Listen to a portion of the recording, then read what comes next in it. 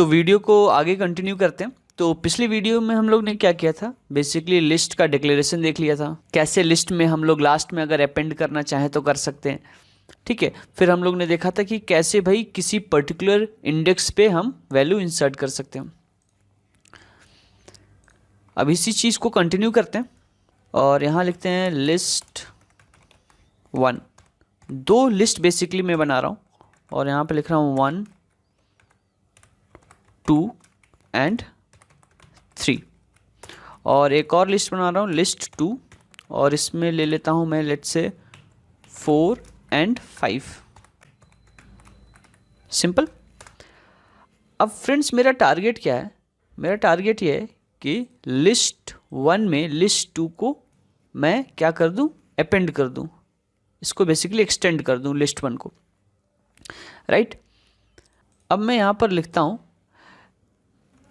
List 1 dot, मैंने एक last में ऐड करने के लिए एक फंक्शन सीखा था पिछले वीडियो में, क्या, अपेंड, और अपेंड में लिख देता हूँ मैं लिस्ट 2, ठीक है।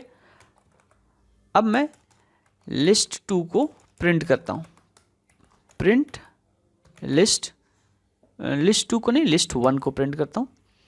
देखिए लिस्ट 1 पहले क्या था, यहाँ पर लिखता हूँ लिस्ट 1 और इसको शिफ्ट एंटर से रन कर देता हूँ। तो यहाँ पर कैसे आ रहा है, लिस्ट 1 में क्या था 1, 2 एंड 3।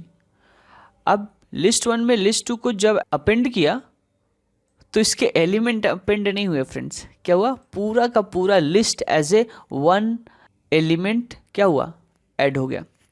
सपोज करो कि मैं ये देख रहा हूँ, ये लिस्ट की तरह अपेंड हुआ।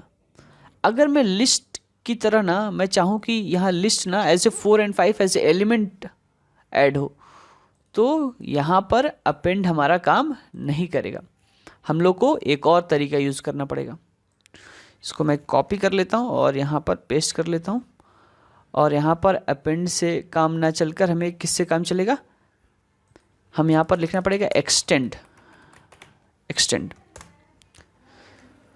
तो आप यहाँ पर डिफरेंस नोटिस कर सकते हो, यहाँ पर 4 and 5 as a single entity enter हुआ है, एज ए लिस्ट उसमें अपेंड हुआ है।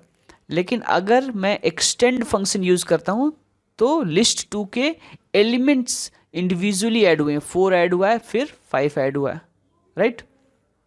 तो अपेंड और एक्सटेंड में ये थोड़ा सा माइन्यूट सा डिफरेंस है। अब देखते हैं अगर हमें एलिमेंट को डिलीट करना हो तो कैसे करेंगे। तो यहाँ लेते हैं लिस्ट 1 और इसमें कुछ एलिमेंट ले लेते हैं, let's say 0, 1, 2, 3 and let's say 4। तो 5 एलिमेंट ले लिए फ्रॉम 0 to 4। तो अगर हमें कोई पर्टिकुलर एलिमेंट डिलीट करना है तो हम लोग क्या लिखते हैं, del डिलीट, ठीक है। हम चाहे तो पूरी लिस्ट भी डिलीट कर सकते हैं, जैसे लिस्ट 1 इसको भी डिलीट कर सकते हैं।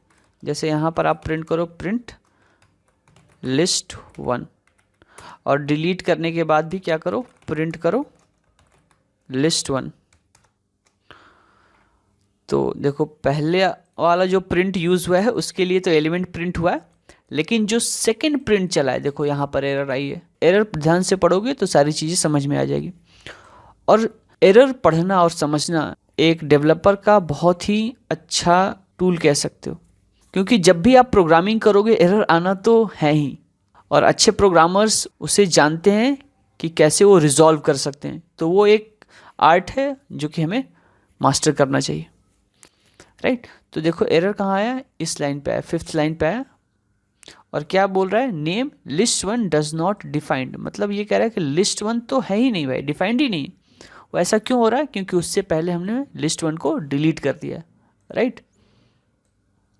अब यहाँ पर क्या करते हैं, लिस्ट 1 को ना डिलीट करके हम किसी एलिमेंट को डिलीट करते हैं। लिस्ट 1 को डिलीट ना करके किसी एलिमेंट को डिलीट करते हैं, लेट्स से 0th एलिमेंट को डिलीट करते हैं। तो आप देख सकते हो पहले वाले लिस्ट में 0 प्रिंट हुआ है एंड दूसरे वाले लिस्ट में 0 गायब है। तो इस तरीके से हम डिलीट कर सकते हैं। कई सिचुएशन में हमें ऐसा होता है कि भाई हमें पता ही नहीं है कि वो एलिमेंट कहाँ पर स्टोर्ड है। जैसे यहाँ पर कैसे हुआ, इंडेक्स को हम लोग ने ध्यान में रख के डिलीट कर दिया, राइट। लेकिन कई बार ऐसा हो सकता है हमें इंडेक्स पता ही ना हो एलिमेंट का, तब कैसे डिलीट करेंगे?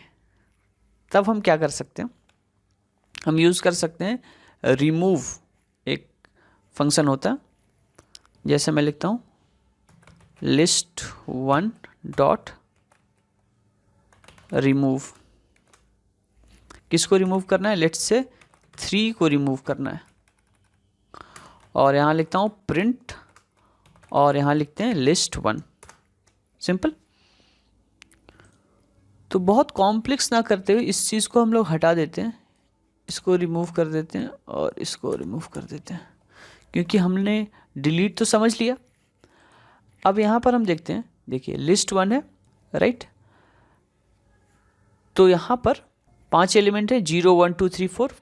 प्रिंट किया तो ये डिस्प्ले होगा। उसके बाद 3 को रिमूव कर दिया। इसको पहले रन करते हैं हम लोग। तो देखिए पहले एलिमेंट में 3 है, पहला जो प्रिंट हुआ है। दूसरी बार जब प्रिंट हुआ है तो 3 यहाँ से रिमूव हो चुका है, सिंपल, राइट। तो इस तरीके से अगर हम चाहें तो किसी इंडेक्स पर भी डिलीट कर सकते हैं, और अगर एलिमेंट हमें पता हो, उसकी वैल्यू पता हो, तो वो एलिमेंट भी हम डिलीट कर सकते हैं, राइट। तो इस तरीके से हम लोग कर सकते हैं।